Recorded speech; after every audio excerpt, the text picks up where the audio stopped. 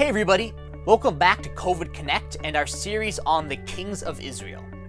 For the past 2 days, we've been talking about King Ahab, his wife Jezebel, and their daughter, Queen Athaliah.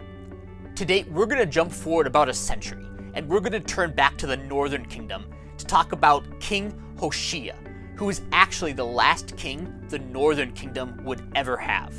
In the 100 years since King Ahab, things in the northern kingdom had only gotten worse.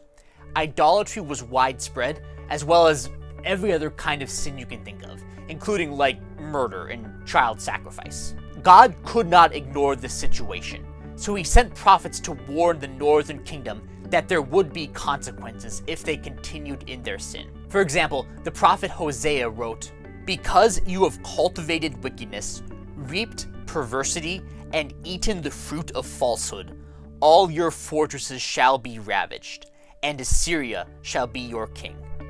This prophecy came to pass under King Hoshea.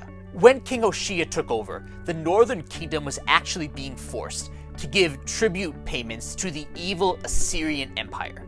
King Hoshea was sick of this, so he tried to make an alliance with Egypt to fight the Assyrians off. But when the king of Assyria heard about this, he decided just to destroy the northern kingdom altogether. So the Assyrian army came in and basically demolished the entire northern kingdom.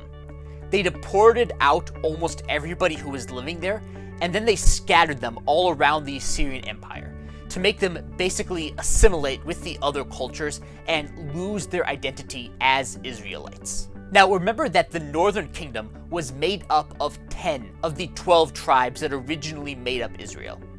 So at this point, 10 of Israel's 12 tribes basically became lost to history. Even today, they're still referred to as the 10 lost tribes of Israel. This event became known as the Assyrian Captivity, and it took place in 722 BC. It was a major trauma to the Jewish people, but it was also a warning to the remaining southern kingdom of what would happen if they too continued in sin. But there was still a sign of hope, one from God himself.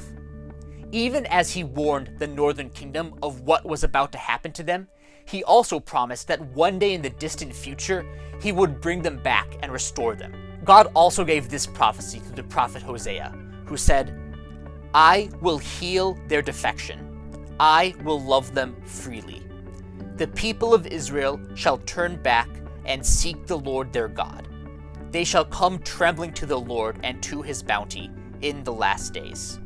And this prophecy, like all prophecies, would one day be fulfilled in Christ.